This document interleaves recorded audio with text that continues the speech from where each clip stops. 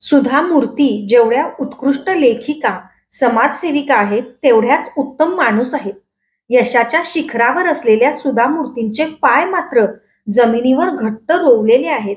आपली माती, आपली भाषेशी असलेली नाळ अजूनही तशीच घट्ट जोडलेली आहे. नमस्कार, मी अक्षरा पाटील. पुस्तक वाचन या युट्यूब चॅनलमध्ये आपणा सर्वांचं खूप मनापासून स्वागत. मित्रांनो, सुधा मूर्ती लिखित अस्तित्व या कादंबरीच्या 5व्या भागाचं आज आपण वाचन करणार आहोत. तत्पूर्वी चॅनलवर पहिल्यांदाच असाल किंवा चॅनल यापूर्वी सबस्क्राईब करायचं राहून गेलं असेल तर चॅनलला आधी सबस्क्राईब करा आणि कादंबरी वाचन कसं वाटलं ते कमेंट बॉक्समध्ये जरूर जरूर कळवा. मित्रांनो, नवीन नवीन चॅनलवर कथा, कादंबऱ्या घेऊन येण्यासाठी प्रेरणा मिळते. भाग 5. रुपिंदर पंजाबला गेली. त्याच्या पुढच्या आठवड्यातच कृष्णरावांची बदली दिल्लीला झाली.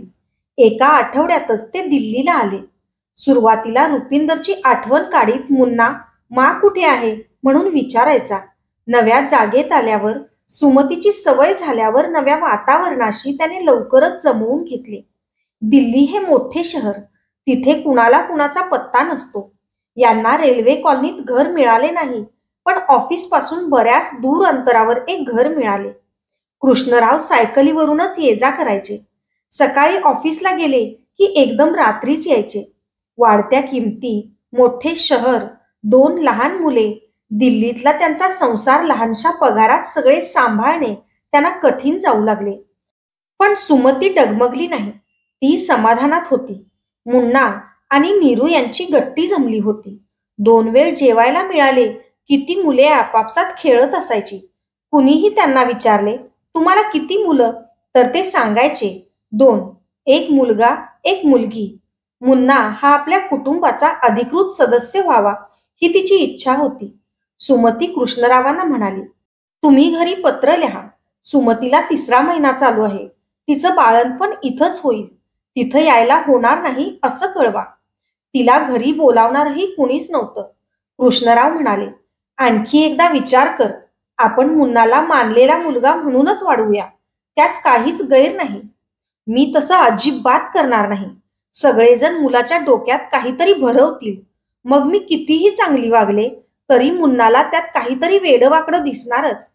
कुणीगल किंवा बेंगलोरहून दिल्लीला येणारे नातेवाईक कुणीच नव्हते.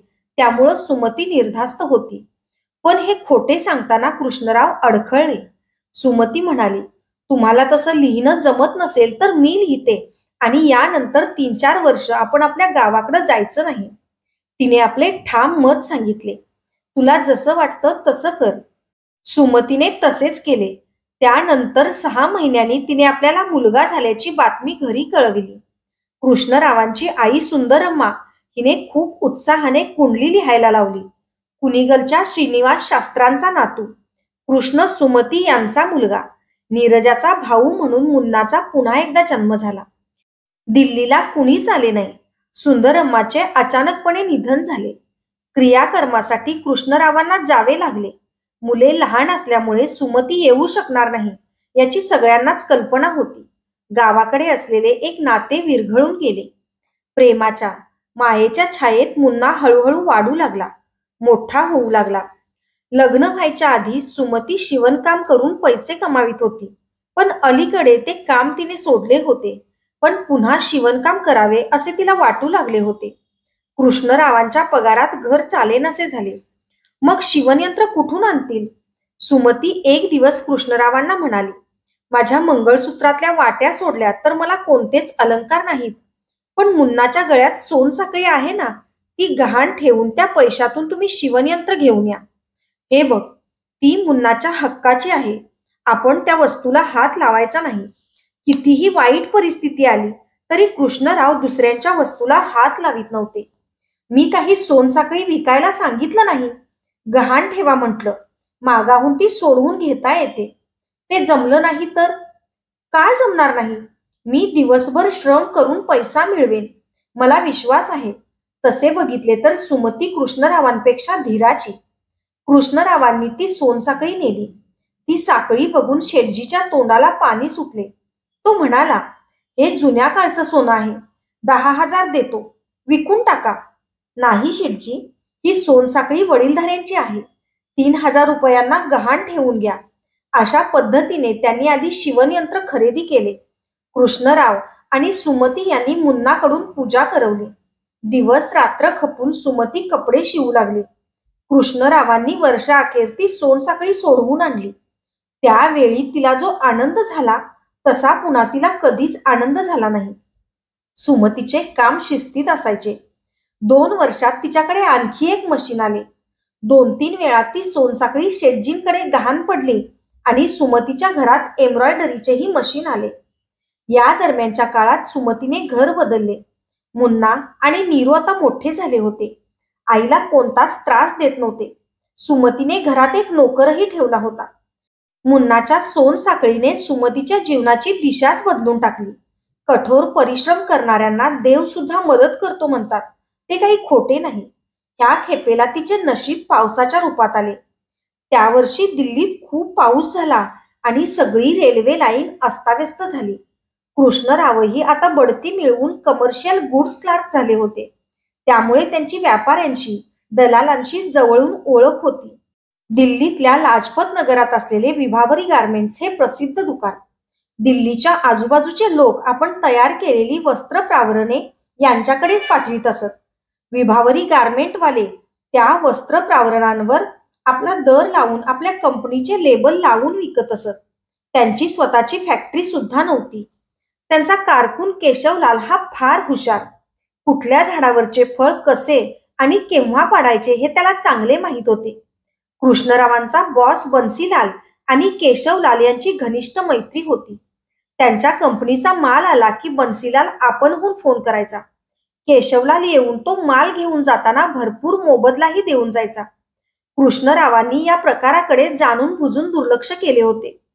त्या दिवशी भर पावसात विभावरी गारमेंट्सचे कपडे आले होते. सगळ्या पेट्या उतरवून झाल्या होत्या. त्या दिवशी बन्सीलाल गावात नव्हता. पावसाने थैमान घातले होते. पावसाचे पाणी स्टेशनमध्ये वर चढू लागले. सगळा माल वाया जाण्याची चिन्हे दिसत होती. एकच मार्ग होता, सर्व पेट्या उचलून तिथून जवळच्या शाळेत घेऊन जायच्या. साधारणतः 1 किलोमीटर अंतर होते. स्टेशनवर ना हमाल ना कोणी, अक्षरशः चिटपाखरूही नव्हते. कृष्णरावांनी कोणताही विचार न करता सर्व 15च्या 15 पेट्या एक एक करीत शाळेत नेऊन सुखरूप ठेवल्या. कोणी केले असते का असे? काय आवश्यकता होती त्यांना एवढे चांगले वागायची? पण एखाद्या माणसाचे डोळ्यासमोर होणारे नुकसान ते बघू शकत नव्हते. केशवलालना कळल्यावर ते तर भारावूनच गेले. त्यांनी कृष्णरावांची घरी भेट घेतली. तुमच्यामुळं मी दिवाळं निघण्यापासून वाचलो. 50,000चा माल तुम्ही वाचवलात. एक विनंती आहे, मी गारमेंट एक्सपोर्टचा धंदा सुरू करतोय. तुम्ही भागीदारी म्हणून या उद्या. सांगतो, कृष्णराव म्हणाले. रात्रभर त्यांच्या डोक्यात विचारांचे थैमान चालू झाले. शेवटी नशिबाची परीक्षा पाहायचं त्यांनी ठरवलं. त्यांच्या नवीन आयुष्याला सुरुवात झाली. सचोटी, अविश्रांत कष्ट करण्याची तयारी आणि बलवत्तर नशीब यामुळे कृष्णरावांचा धंदा प्रचंड तेजीत चालू लागला. धंद्याच्या या उभारणीच्या काळात सुमतीच्या कपडे शिवण्याच्या उद्योगाने मोठा हातभार लावला. सगळं कुटुंब या उद्योगावरच तरलं. मुकेशच्या सोनसाखळीचाच पायगुण. केशवलाल यांच्याच आग्रहामुळे पुढे कृष्णरावांनी भागीदारी बंद करून मुकेश गारमेंट्स या नावाने त्याला वेगळं स्वरूप दिलं. कृष्णरावांचे रावसाहेब झाले. कृष्णरावसाहेबांचा धंदा आता अधिकच तेजीत चालला होता. ते गारमेंट्सची निर्यात तर करतच होते, तसेच बेंगलोरमध्ये त्यांनी एक फॅक्टरी काढलेली होती आणि ते कर्नाटकातच स्थायिक झाले होते. दिल्लीतला धंदाही पूर्वीसारखाच चालला होता. हीच मुकेशची जीवन कहाणी. मुकेशला वडिलांच्या मृत्यूपत्राचा अर्थ आता समजला. कोणत्याही कारणामुळे सतीश हा मुन्नाला रावसाहेबांचा सख्खा मुलगा मानायला तयार नव्हता. दत्तक मुलगा पण नाही हे त्याला कळले असते तर या संपत्तीतला 1 पैसाही त्याला मिळाला नसता.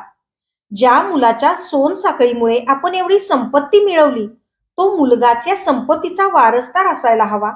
आपण राबलो असू, पण या सर्व पैशावर आपला हक्क नाही. आपल्या कठीण परिश्रमाचा मोबदला म्हणून यातला थोडा पैसा घ्यायला हरकत नाही, पण तोही सुमतीसाठीच. कारण सुमती हीच या कंपनीची मालकीण आहे. त्यामुळे 80% मुकेशला, 15% सुमतीला आणि राहिलेले सगळे नीरजा आणि दानधर्मासाठी द्यावेत असे रावसाहेबांनी ठरवले होते. कोणत्याही वकिलाकडे रावसाहेबांसारखी न्यायबुद्धी असणे शक्य नव्हते. त्यांचे शिक्षणही तसे फारसे झालेले नव्हते.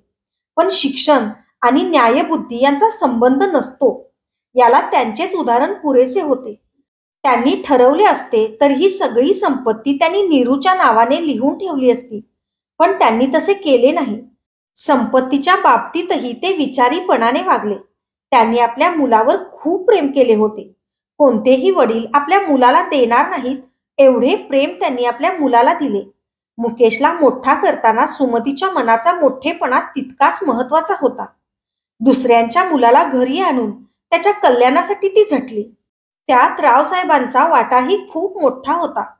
एकदा त्याला आपला मुलगा म्हणून मानल्यावर वडिलांच्या जागी राहून त्यांनी त्याच्याबद्दलची सगळी कर्तव्ये आनंदानं पार पाडली. मुकेशला पोटच्या पोरासारखे सांभाळले. मुकेश अंतर्मुख होऊन विचार करीत होता. कसाही विचार केला तरी त्यांचे मोठेपण कमी होत नव्हते. बाबा, तुम्ही नक्कीच स्वर्गात असणार. तुम्ही मला एवढं सगळं दिलं. मी तुम्हाला काय देऊ? कृतज्ञतेचे अश्रू तेवढेच मी तुम्हाला देऊ शकेन. त्याच्या डोळ्यांसमोर आम्हा उभी राहिली. किती खोटं सांगितलं तिनं. पण कुणासाठी? फक्त आपल्यासाठी, आपल्या मानसिक आरोग्यासाठी. आमच्या देशात जात, पात, पंथ असा गोंधळ आहे. मानलेल्या मुलाला समाजात सन्मान मिळत नाही हे ओळखून आम्हानं तसं केलं. आता तिचे राठ हात आठवले की तिनं आपल्यासाठी काढलेल्या खस्ता आठवतात. तिची पाठ दुखत असताना तिनं आपल्या तरुणपणात शिवणयंत्रासमोर बसून दिवस रात्र राबल्याचं आठवतं. आपल्याला कुणी अनाथ म्हणू नये म्हणून तिनं काय काय केलं होतं. त्यामुळं तिला काहीच लाभ झाला नाही. लाभ झाला तो आपल्याला. नीरूची आठवण उफाळून आली. लहान असताना तो तिच्या खोड्या काढायचा, तिला त्रास द्यायचा. सुमती त्याला म्हणायची, ताई म्हण. पण हा तिला नीरू म्हणून हाक मारून तिची चेष्टा करायचा. शाळेत जाताना अम्मा नीरजाला आणि मुन्नाला वेगवेगळ्या डब्यात खाऊ द्यायची. त्याला गोड खूप आवडायचे. नीरू आपल्या वाटणीचे गोड त्यालाच देत असे. त्या भावंडांचे प्रेम बघून वासंती एकदा म्हणाली, आम्ही बहिणी भावंड एवढ्या प्रेमानं वागत नाही बाई. तेव्हा तर नीरूला त्यांच्या या प्रेमाचे महत्व अधिकच वाटू लागले होते. मुन्ना घरात नसला की तिला खूप कंटाळा येई. पण लग्नानंतर सतीश नीरूला बाणासारखा वापरू लागला. अगदी धूर्तपणाने तो तिच्या मार्फत सगळी कामे करून घ्यायचा. मुकेशचा हात सहजपणे त्याच्या गळ्यातल्या सोनसाखळीकडे गेला. त्याला एका घटनेची आठवण झाली. कॉलेजात असताना त्याने आपली सोनसाखळी आपल्या मित्राच्या घरी काढून ठेवली होती. ती तो विसरूनच गेला होता. कुठल्या तरी गरीब ब्राह्मणांच्या सामूहिक विवाहाच्या वेळी सुमतीने 5 तोळे सोने देण्याचे कबूल केले होते. ती रावसाहेबांना तसे सांगत असताना मुकेश मनातल्या मनात हसला. आम्हा, सोनं कशाला देतेस? त्याच्याऐवजी पैसेच दिले तर चालत नाही का? तेवढ्यात जेवणाची वेळ झाली. घरात स्वयंपाकी असले तरी सुमती आपल्या मुलांना स्वतः जेवायला वाढत होती. जेवायला वाढत असताना तिचे लक्ष मुकेशच्या मोकळ्या गळ्याकडे गेले. ती घाबरली. तिचा चेहरा पांढरा फटक पडला. खरे म्हणजे सुमती तशी घाबरट नव्हती.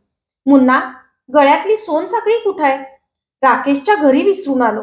मुन्ना, जेवण अर्ध्यावरच सोड आणि चल त्याच्या घरी. मी पण येते बरोबर. ती साखळी आत्ताच घेऊन येऊया. अम्मा, रिलॅक्स. तू असं काय करतेस? सोनसाखळी कुठंही जात नाही.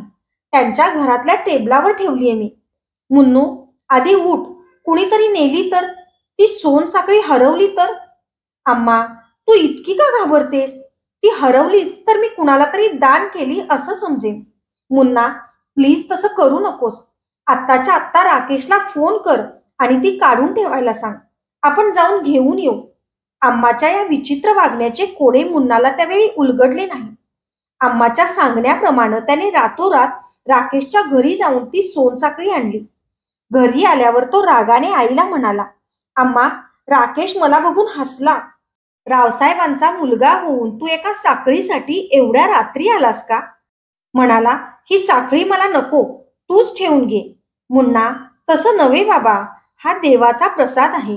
तू ही साखळी नेहमी घातलेली बरी. सुमतीने त्याची समजूत काढीत त्याला सांगितले. हे सगळे आता आठवू लागले तेव्हा त्याला त्यावेळी आम्हाला तेवढा राग का आला होता हे कळले. 1000 तोळ्यांची सोनसाखळी आणि आपली सोनसाखळी यात अंतर आहे. ही नुसती साखळी नाही. जन्मदात्या आईने नाईलाज झाला म्हणून दुसऱ्यांच्या हातात आपल्याला सोपवले तेव्हा दिलेली ही भेट आहे. त्यावेळी काय सांगितले होते? मी या सोनसाखळीच्या रूपात त्याच्याजवळ असेल. ही सोनसाखळी म्हणजे आपली जन्मदात्री आईच. आपल्याला दुसऱ्यांच्या हातात सोपवताना तिला केवढ्या यातना झाल्या असतील. आई आपल्या मुलांना कोणत्याही परिस्थितीत स्वतःपासून टाकून जात नसते. पण हिच्यावर तशी परिस्थिती का आली असावी? मुकेशला माकडाची गोष्ट आठवली. आपण मरणार असे वाटताच त्या माकडाच्या आईने आपल्या पिल्लाला खाली ठेवून त्याच्या डोक्यावर बसणे पसंत केले. आपले असेच झाले असेल का? त्यावेळी तिने आम्हाला काय विचारले असेल? आम्हाजवळ काय मागितले असेल? माझ्या मुलाला भरपूर शिकव. अशाच नवनवीन आणि विविध विषयांवरच्या कथा, कविता आणि पुस्तकांसाठी पुस्तक वाचन बाय अक्षरा पाटील हे चॅनल सबस्क्राईब करा आणि कादंबरी वाचन कसं वाटलं ते कमेंट बॉक्समध्ये जरूर कळवा. थँक्यू.